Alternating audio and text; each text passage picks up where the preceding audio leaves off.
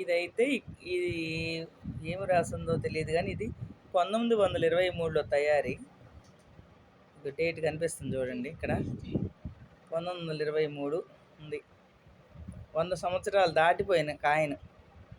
ఇది బ్రిటిష్ వాళ్ళ తయారీ అంట. 103 సంవత్సరాల నాటి కాయిన్ ఇది నాకు దొరికింది.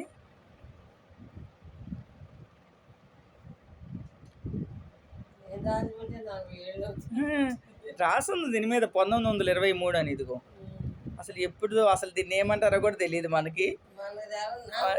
అదే మీకు తెలియదు కానీ అందా సరే.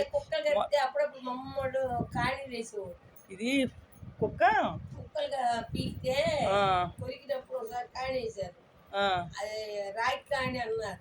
ఇక బ్రిటిష్ వాళ్ళ బొమ్మ. మొత్తానికి మీరు దాచిపెట్టారు 103 సంవత్సరాల నాటి కాయిన్ ఇది మొత్తానికి. గ్రేట్ దాచిపెట్టినందుకు. ఇదైతే రూపాయి బిళ్ళ, తెలిసిన రూపాయి బిళ్ళేలే. ఇది 2 రూపాయల బిళ్ళ, ఇది కూడా కొంతమంది తెలుసు. తర్వాత ఇది 5 పైసలు, మా చిన్నప్పుడు ఉండేవి 5 పైసలు. ఇదేమో బరువుగా ఉంది. ఇది బరువుది, ఇది బరువుగా ఉంది. ఇత్తడిది కావచ్చు, గట్టిగా ఉంటుంది. ఇది ఇప్పుడు 61లో తయారయ్యేది. ఇదేమో తేలిక, అంటే జలవిసిరి దాంతో చేశారు. ఇది మా చిన్నప్పుడు ఉండే. ఇది కానీనా, ఇదేదో రాగిది, దీన్ని ఏమంటారు, పైసానా, పైసా అంట, రాగి పైసా.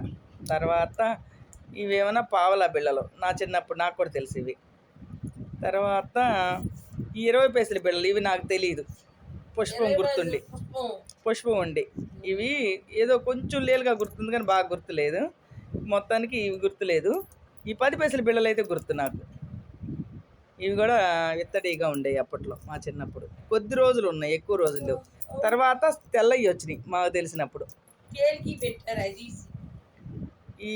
ఇదేమో ఇది 5 రూపాయలు ఇందిరాగాంధీ బొమ్మ, ఇందిరాగాంధీది. తర్వాత ఇవన్నీ చూసినాయి. ఇవి అన్నారు కదా, ఇది 10 రూపాయ, ఇది అన్నారు, ఇది 10 రూపాయ బిళ్ళ. ఇది ఎప్పుడు తయారీ, 1960లో తయారీ.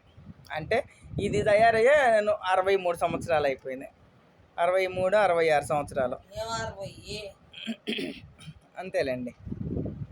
ఇదేదో కనిపించట్లా, ఇది కూడా బ్రిటిష్ వాళ్ళ కాలం కాయిన్ అయి ఉంటుంది. ఇవన్నీ 100 సంవత్సరాల నాటి అయి ఉంటాయి.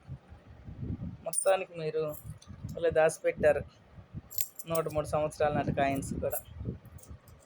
గ్రేట్. ఇట్లా దాచిపెట్టుకుంటే మా మనవ సంతానం కూడా చెప్పుకుంటారు. గాంధీ తాత అదే బుజ్జి దానికోసం. ఆ ముడ్డు చూడు ఎలా పడుకుందో చూడు. గ్రేట్ మీరు.